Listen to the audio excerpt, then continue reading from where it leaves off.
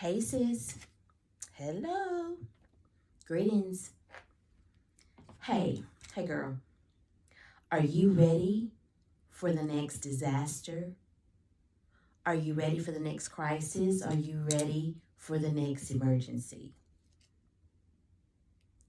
Be ready for anything by staying prepared and staying safe because we are living in the last days according to the scripture. And I'm reading notes. This is a mini lesson on the beginning of preparing for disasters, crises, and emergencies.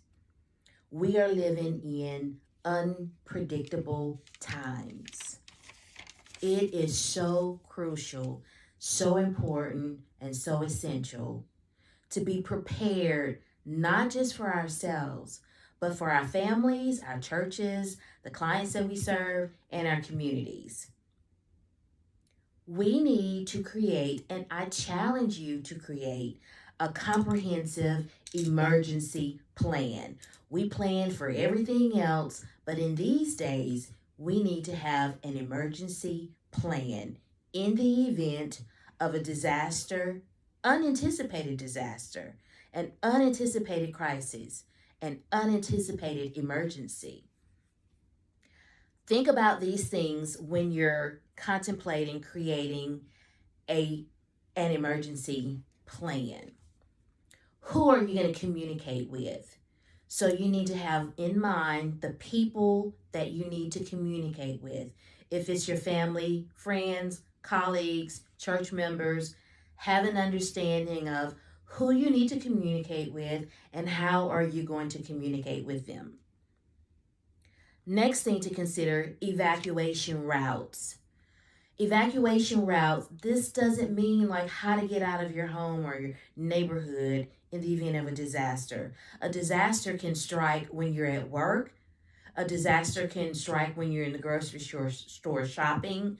A disaster can strike when you're at a restaurant.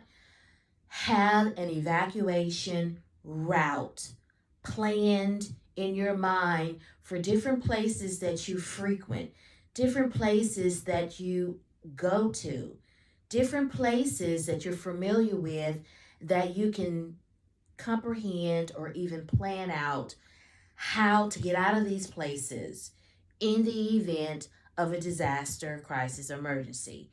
How are you going to evacuate?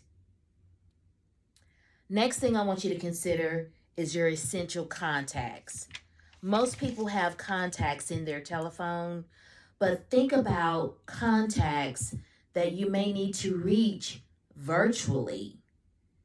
Do you have a hard copy of contacts, name, addresses, and telephone numbers? Not just of people that you communicate with on a regular, other people perhaps that you may need to contact. You don't have names and telephone numbers.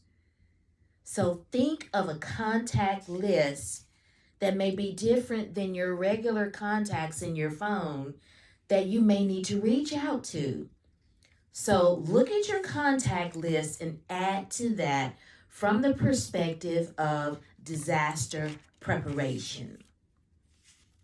Finally, my last thought, be sure that your family, your friends, your colleagues are aware of your plans and practice this. Practice disaster preparedness.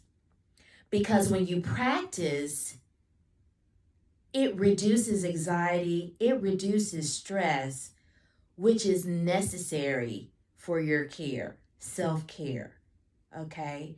So when you practice your disaster preparedness, you are actually implementing self-care because it reduces overwhelm. It reduces anxiety. Oh my God, I don't know what to do. You're going to experience those symptoms, those experiences anyway, but being prepared lessens the overwhelm of being in the middle of a crisis because you can fall back and remain calm and calm yourself down. Why? It's because you've thought about this in advance and you are prepared.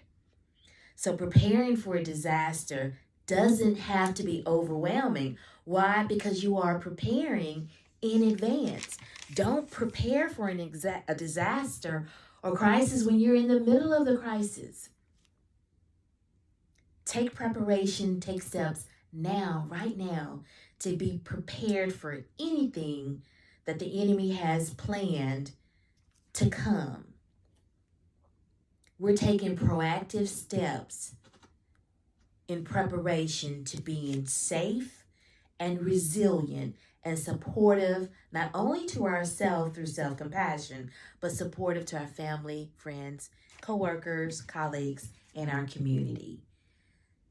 Stay informed, follow me, subscribe, and I'll see you later. Peace and blessings to you. Bye-bye.